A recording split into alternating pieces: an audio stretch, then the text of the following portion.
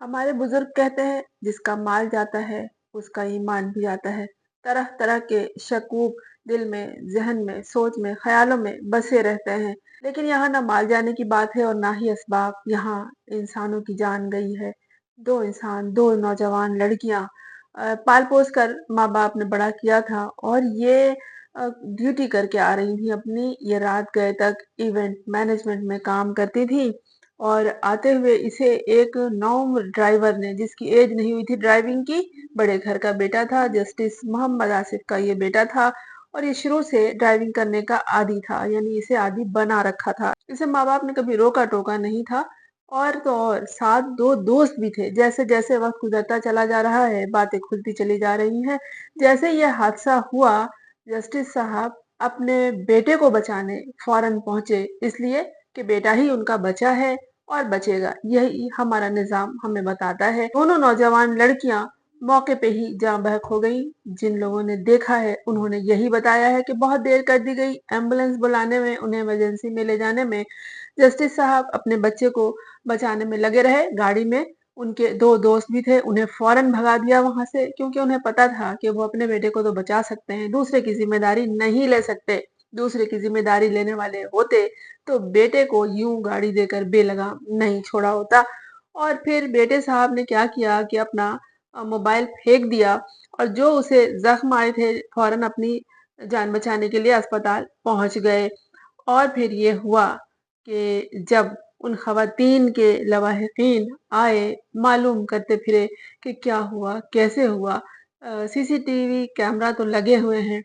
तो पता है पुलिस ने एक के भाई को क्या जवाब दिया? पुलिस ने कहा कि कैमरा जो था भाई साहब, वो रोटेटिंग था, घूमते रहने वाला कैमरा था और इसलिए उसकी फुटेज नहीं बन सकी। ये कहा उन्होंने। कह भी क्या सकते थे, उन्हें जस्टिस के बेटे को बचाना था। और जस्टिस साहब भी कौन है? जब ये कोयटा में थे, वहां से इनका इस्लामाबाद हाल ही में तबादला हुआ है। और इनके बारे में कहते हैं कि ये वो हैं जिन्हें, बल्कि उन लोगों में से हैं, उन जस्टिस में से हैं जिन्हें इमरान खान के खिलाफ इस्तेमाल किया जाता है। तो ये तो निजाम का एक हिस्सा है, इनसे इंसाफ की क्या उम्मीद होगी। लेकिन खुदा इनके दिलों में वो जज्बा डाले जो अपनी औलाद के लिए है, वो दूसरों की औलाद के लिए भी हो। जस्टिस साहब के 16 साला बेटे अबू बकर ने, जो एक सफेद लैंड क्रूजर तेज रफ्तारी से चलाते हुए वो स्नैपचैट भी बना रहा था, स्नैपचैट कर रहा था, उसके लिए वो वीडियो बना रहा था। ना उसके पास ड्राइविंग लाइसेंस था, ना उसकी उम्र थी। और वो जो हादसा पेश आया, तो Pakistan national council of arts यानी पीएनसीए के करीब हादसा पेश आया, कॉन्स्टिट्यूशन एवेन्यू पर। इस सड़क का नाम यहाँ बताया गया है कॉन्स्टिट्यूशन एवेन्यू। वहां पर तो सवाल ही पैदा नहीं हो सकता कि कोई कम उम्र ड्राइवर, अंडर एज बच्चा ड्राइविंग करे। दोनों लड़कियों को ऐसी शदीद चोट लगी थी कि शिद्दत की वजह से वहीं पर मौके पे ही हलाक हो गई। और मुलजिम ने फौरी तौर पर अपने आप को बचाने की कोशिश की। उसे मालूम था, एक तो वो ड्राइविंग कर रहा था और दूसरे ये कि वो मोबाइल से अपने वीडियो बना रहा था। और जो गाड़ी का रजिस्ट्रेशन नंबर है, वो गाड़ी कहाँ से मिली? मतलब गाड़ी को भी भगा ले गए, टूटी फूटी हालत में वो गाड़ी मिली एक निजी हॉस्पिटल के बाहर से, जहां ये हजरत, ये बच्चा जो था, वो अपने मरहम पट्टी के लिए गया हुआ था। दोनों लड़कियां पीएनसीए में इवेंट मैनेजमेंट ग्रुप के साथ पार्ट टाइम काम करती थी और रात को काम खत्म करके घर वापस जा रही थी। इनके नाम है समरीन हुसैन। उसकी उम्र 25 साल, मैंने इससे पहले की वीडियो में भी इनके बारे में बताया है। और गिलगित बल्तिस्तान से उसका ताल्लुक था। ताबिंदा बतूल, जिसकी उम्र 27 साल थी। दोनों की लाशें Pakistan institute of medical sciences यानी पेम्स में मुंतकिल की गई। वहां पोस्टमार्टम हुआ, नमाज जनाजा अदा की जा चुकी, लाशें दफन हो गई हैं। लेकिन घर के लोग किसी रूह की मानिंद इधर उधर भटक रहे हैं। अचानक मौत किसी नौजवान की हो, वो भी कमाऊ कूट लड़कियां जिंदगी की जद्दोजहद में बहुत आगे। और अचानक आंखों से यूं ओझल हो जाए कि कफन दफन जनाजा सब हो जाए, तो घर के लोग बहुत दिनों तक बेकरार रूहों की तरह भटकते फिरते हैं, मालूम करते फिरते हैं, जाए वकूफ पे जाके खड़े हो जाते हैं कि लोगों बताओ तुमने क्या देखा। لوگ کہتے ہیں کیمرہ تو ہے دیکھو، لیکن پولیس کی جانب سے یہ جواب دیا جاتا ہے کہ کیمرہ چونکہ روٹیٹنگ تھا، وہ گھوم رہا تھا، تو اس جائے حادثے کی یا اس حادثے کی کوئی فوٹیج نہیں بن سکی۔ کیا ایسا ممکن ہے؟ کیمرہ جب گھومتا ہے تو مستقل روٹیٹ کرتا ہے، لیکن کیا کریں کہ وہ اس نظام کے ایک بڑے حصے سے تعلق رکھنے والی شخصیت کا بیٹا تھا جس نے یہ حادثہ کیا۔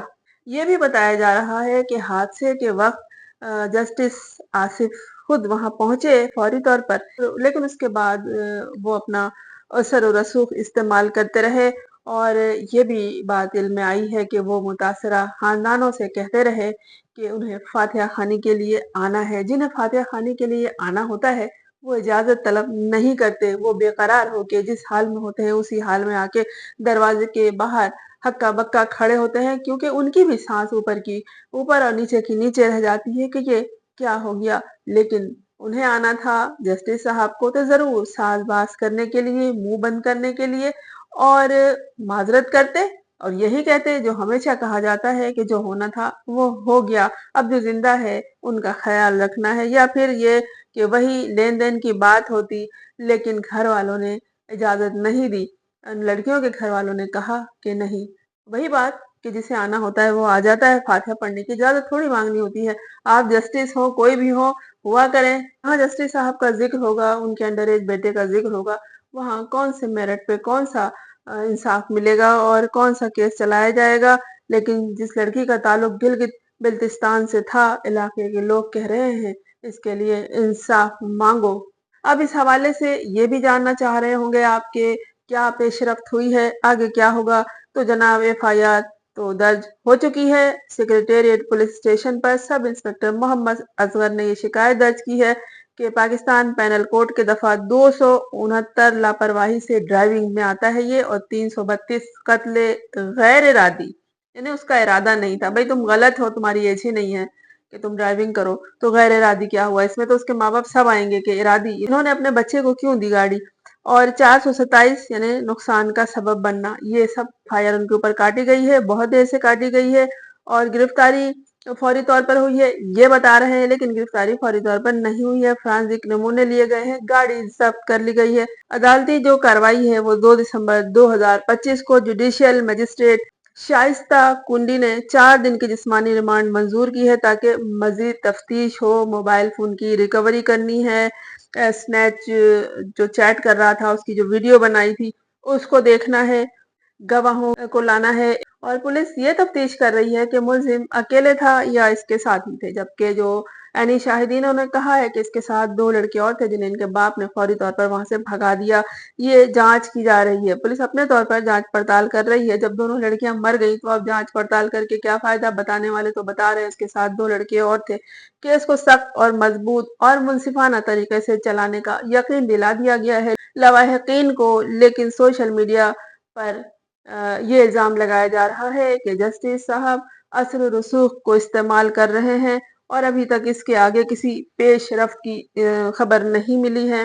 خاندانوں کی طرف سے ابھی تک کوئی عوام کے لیے بیان نہیں آیا ہے، البتہ پولیس نے یقین دلایا ہے کہ کیس کو میرٹ کی بنیاد پر چلایا جائے گا۔ جسٹس صاحب نے اپنے کام ملتوی کر دیے ہیں، اور کیسے آگے وہ عوام کے سامنے بیٹھیں گے جبکہ ان کے بیٹے نے 2 نوجوان لڑکیوں کی جان لے لی ہے، لیکن پھر بھی یہ بیان ہے کہ وہ اپنے اثر و رسوخ کو استعمال کر رہے ہیں۔ تفتیش تھوڑے دنوں کے بعد ضرور رکتی محسوس ہوگی۔ عوامی رد عمل یہ ہے کہ عوام سوشل میڈیا پر غم و غصے کا اپنے اظہار کر رہی ہے اور کہہ رہی ہے کہ امیر خاندانوں کے لیے ہر طرح کی مراعات ہیں۔ یہ بھی کہا جا رہا ہے کہ یقیناً لواحقین کو معاوضہ دے کر معاف کرا لیا جائے گا۔ صحافی حضرات یہی سوال اٹھا رہے ہیں کہ کیا جسٹس جو انصاف کی کرسی پر بیٹھے ہوتے ہیں یہ اپنے بیٹے کی وجہ سے جان جانے والی نوجوان لڑکیوں کو انصاف دے پائیں گے؟